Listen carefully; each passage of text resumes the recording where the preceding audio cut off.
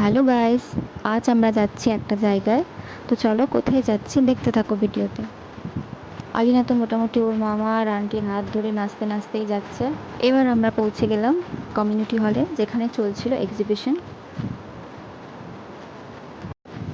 ওখানে অনেক সুন্দর সুন্দর স্টল বসেছিল, যেমন সুগন্ধি ক্যান্ডেল, তারপর রেডিয়েন্ট স্যালন থেকে এসেছিল বুটিকের শাড়ি, বিভিন্ন হাতে বানানো জিনিস, বিভিন্ন জুয়েলারি, আরও অনেক কিছু।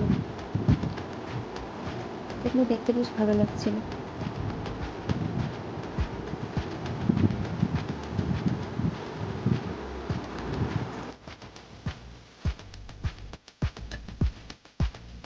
তারপর হঠাৎ করে দেখা হয়ে গেল আমার একটা পুরনো ফ্রেন্ডের সঙ্গে।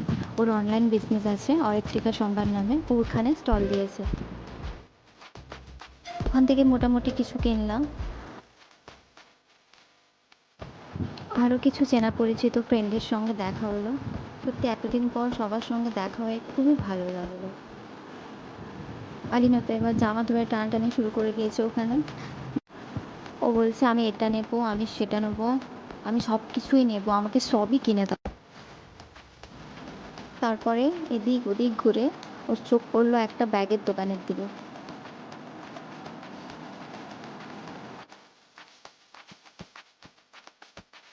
ওইটা নেবে?